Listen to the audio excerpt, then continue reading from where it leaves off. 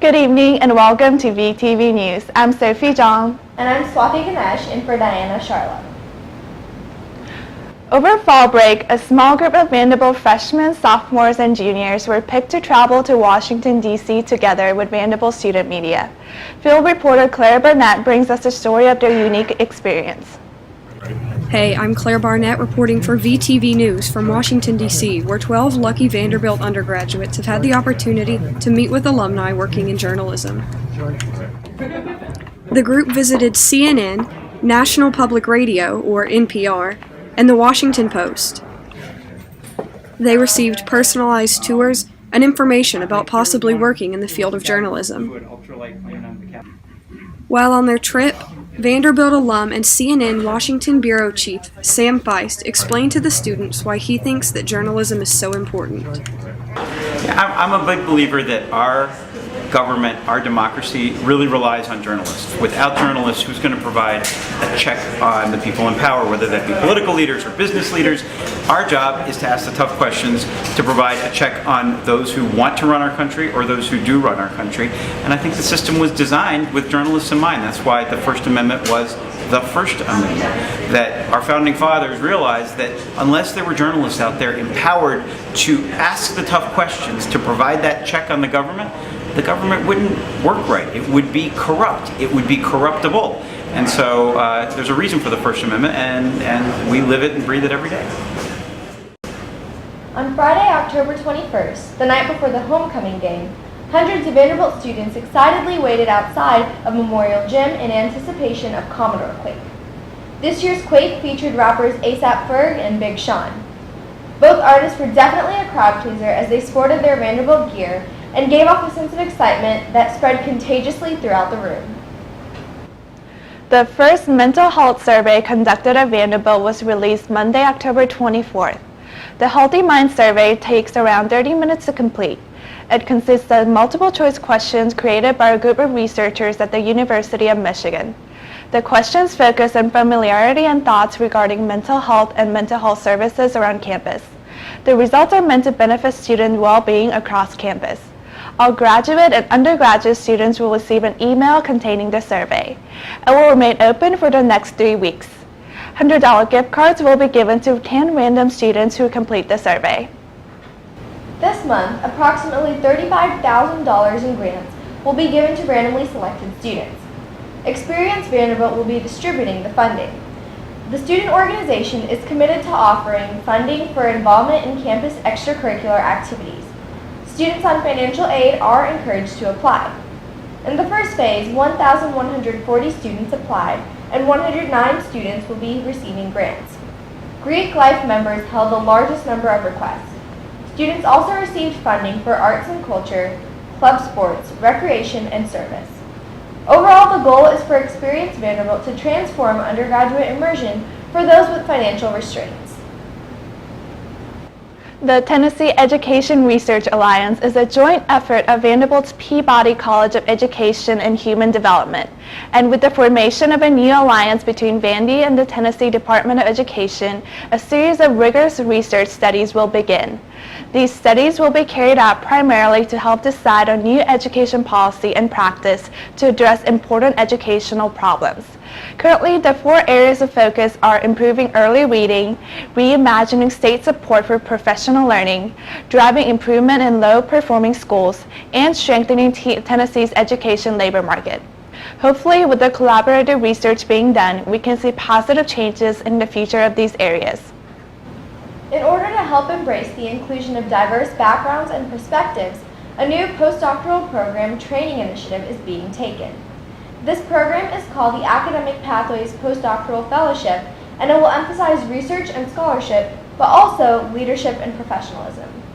This program was made possible by a generous grant from the National Science Foundation, and this grant will be shared with Fisk University and Wake Forest University to pilot the same program. If successful, this program should help provide a more diverse staff in STEM fields, including underrepresented minorities and women. One of the opening rounds of the International Holt Prize Challenge will be hosted at Vanderbilt. The Turner Family Center for Social Ventures will sponsor the event. The student-led organization is committed to relieving poverty through enterprise. The Holt Prize, promoted as a Nobel Prize for students, awards $1 million in seed capital for the best business plan. The goal is to solve the issue of poverty faced by millions around the world. Students this year are challenged to create social projects to decrease the cost of involuntary human migration. Teams of 3 to 4 students will present 7-minute synopses of their plans. Students will complete in several rounds for many months until a winner is declared. The Holt Prize at Vanderbilt event will be held from 6 to 8 p.m. at the Wandery and Vanderbilt Innovation Pavilion on November 7th. Now for this week's sports news, here's VTV News sports correspondent Evan Mercer. Hi, I'm Evan Mercer in from Madison Folio, and this is your weekly sports update. The Vanderbilt football team began its first winning streak of the Derek Mason era this past Saturday as they defeated Tennessee State 35-17 in Vanderbilt Stadium. It looked scary at first as TSU got on the board first with a 93-yard catch down the sideline for a touchdown. Fortunately, Vanderbilt answered quickly as Kyrie Blasingame ran a yard up the middle for a touchdown following a 46-yard run from Ralph Webb. From there, the Commodores finished the game smoothly with Webb earning 125 rushing yards for the night and Blasingame racking up 100 rushing yards and 3 touchdowns, his first 100-yard game of his career. As of now, the Commodores have a 4-4 record with 4 games remaining on the schedule. They will take it easy with the bye week this weekend, but they will be preparing for the tough game at Auburn the following weekend. Next, this Sunday, the Vanderbilt soccer team emerged victorious against Ole Miss in its last home game of the 2016 season with a score of 4-1 Vanderbilt. In the first half, Ole Miss got on the board quickly with a beautiful goal, but Vanderbilt answered quickly as Sidney O'Donnell put the ball in the back of the net a few minutes later. Going into the second half, Vanderbilt's Claire Anderson gave the Commodores their first lead of the night as she scored 1 minute into the half. Later on, Jackie Welch nailed another one, extending the Commodores' lead 3-1. But Vanderbilt still wasn't done yet. Hannah Evers decided to get on the action as she scored her first goal of the game in the 77th minute, with the Commodore winning 4-1. The Vanderbilt women's soccer team will be traveling to the University of Alabama tonight to play their final game of the regular season. From there, the team will then travel down to Orange Beach, Alabama next week to compete in the SEC tournament. Vanderbilt baseball canceled its annual Black and Gold series this weekend due to multiple injuries. The 3-game series was originally scheduled Friday through Sunday at First Tennessee Park, while Vanderbilt's new baseball team facility is under construction. Instead, the Commodores have ended fall practice on a quiet note. Vanderbilt's news release said its roster is unable to field 2 adequate teams for the 3-game series due to multiple injuries, which led to cancellation of the series. Finally, the men and women's cross-country team will be traveling to the University of Arkansas to compete in the SEC Championship. The women will be looking for a repeat of last year's success after finishing 3rd in the conference championship meet a year ago. However, Arkansas is the defending SEC cross-country championship on both the men's and women's sides.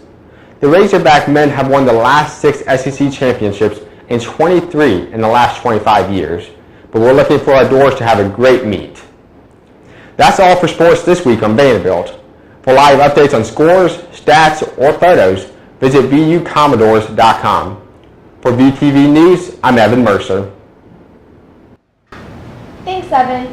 Now for this week's weather, here's VTV News weather correspondent Tajeira Bonner.